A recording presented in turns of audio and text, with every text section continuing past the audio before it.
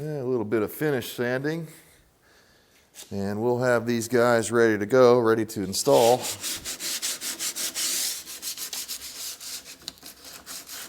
Turned out far better than I expected. Oh, hey guys. Yeah, come on into the shop. I guess the wood shop for this week. I've got sawdust covering everything.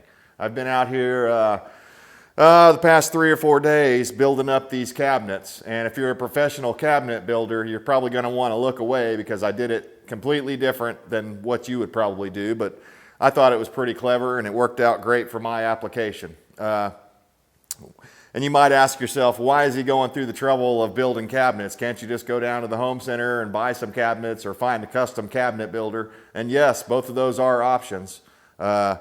You can go to the home center and buy cabinets right off the shelf, but they're only going to fit a certain size spacing. And this sink in Vanity actually goes inside of an alcove, so meaning it has walls that capture it on each side of the unit here. So basically what that means for me is that I've got a 73.5-inch opening in between the sheetrock on the alcove.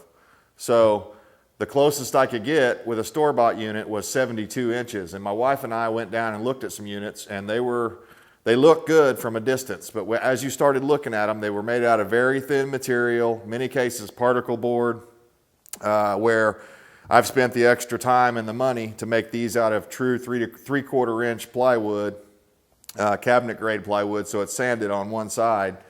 And since I'm going in an alcove, that allowed me I could shoot through screws through here, so it just basically made it a lot easier than a typical cabinet. So again, a professional cabinet maker probably wouldn't have done it this way, but it doesn't matter. This is my house and it's going to look great. Basically, I just wanted to show you guys how I built these carcasses, so let me pull you in here and give you a closer look. All right, we'll walk over here. And I want to get these where I can flip them over. So in my case, what I've got is 2 18.5-inch wide cabinets on the exterior and one 36-inch wide cabinet on the exterior. So let me turn this way. And, again, I'm not really doing this as a how-to video. This is just how I did it. And if you find these tips useful, well, that's great. If not, then that's fine too. But this is how I did it because of my specific application. So, as you can see here from the front on this cross bracing, on many cabinets that I've seen in the stores, they typically just use a piece of whatever the side material is. So if, in this case, 3/4 inch plywood. But I wanted it to be a little more rigid than that because the wife and I are discussing doing a concrete countertop in there. I think they look cool. I'm real into the DIY stuff. So because, we're probably going to have to do like 2-inch thick concrete, I'm imagining, or real close to that. That's going to add a lot of weight to this. So I wanted these to be double stout. So I went ahead and used 2x4s up at the top where you would normally just use this side material. And as I was thinking about the construction, there's a lot of ways to do this. There's, like plucking a chicken. There's a million ways to do it.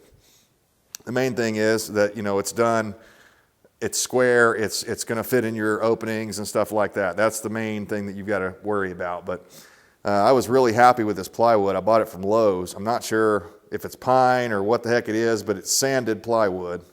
And these are going to be my drawer cabinets. So I didn't really worry so much about grain orientation, and I had some pieces that the grain went that way, and I thought, you know what, who cares? No one's going to see that once the drawers are in. But on this center box here, that's going to actually have doors on it when we're done with this, I wanted the grain orientation to all be the proper way. So let me flip this up on its back, and I'll show you how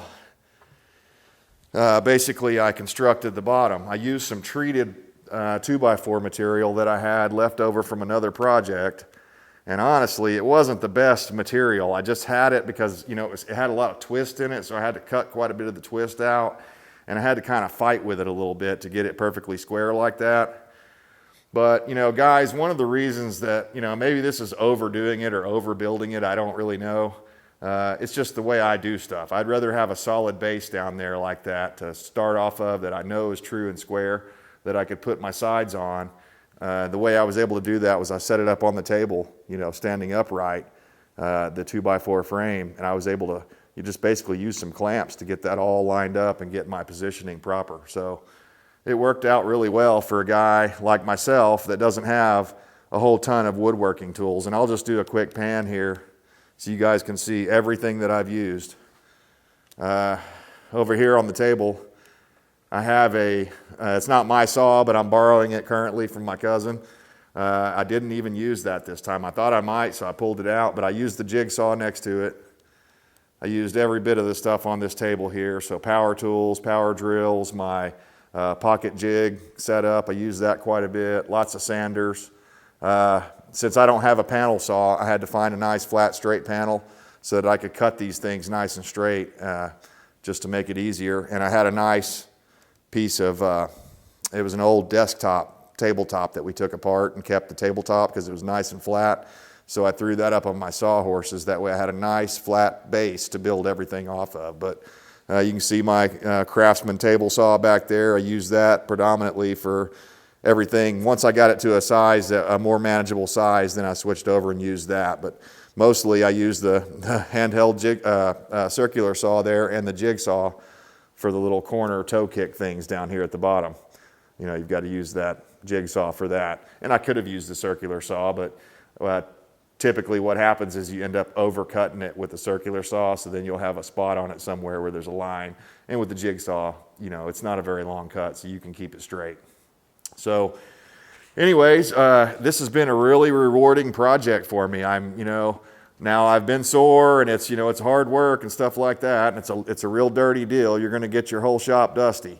But for the price of it that I have invested in it, I figure out the door, and I'm going to include some tools that I had to buy along the way too. But out the door, I figure it's probably right around $300 is what it's going to cost me to build this entire unit. They've got some fancy ones that you can buy and order over at Lowe's, but they start at about $600. And the problem I was running into more specifically was every one that they have that fits I could have put a 72-inch wide, which is a standard width cabinet. I could have put a 72-inch wide cabinet in that alcove that I have. The problem that we ran into was all the 72s are set up for a double sink. And my plumbing is not set up for a double sink. My house was built in like '88, so it was before the whole double sink craze came on. And quite frankly, my wife and I, we already have 2 bathrooms, so she uses one bathroom and I use the other one. So we're not really fighting over sink space anyways. And even if we were, we can manage to share the thing because right now we're down to 1 sink since I have my countertop tore out and my sink tore out of that location for preparation work. But anyways, guys, pretty basic stuff. I mean, if you've got a square and you've got a tape measure and know how to use it, and basically I'll show you the side attachments here. The bottoms here I used just to get these nice and square. I used pocket holes on the insides on these, and I also used pocket holes to attach my bottom panel here, my floor of the cabinet. And also I use glue in between the joints. And since, again, this is going in an alcove, this didn't bother me one bit. Having screws exposed like this, that didn't bother me not one bit. So I was able to put screws in through the sides, even though I went through the end grain, and typically going through the end grain like this is not the strongest screw connection. What I ended up doing was using some nice long 2.5-inch construction screws that I had left over from a siding project that I did in the past. So basically the way I'm going to do it, now that I've got my carcasses built, I'm going to be able to get a little bit of other prep work done in the bathroom and then bring these in location, cut my hole in the center. And that's part of the reason I could have made this with 2 fewer sideboards here, and I could have made this all one unit. But because of space and because of squeezing the thing in there and all that, I was like, it'll be better to make this in 3 individual units. And that way, when I go to cut the plumbing, I can get a real nice tight fit because I'll be able to put the 2 outside boxes in first and then slide the center in.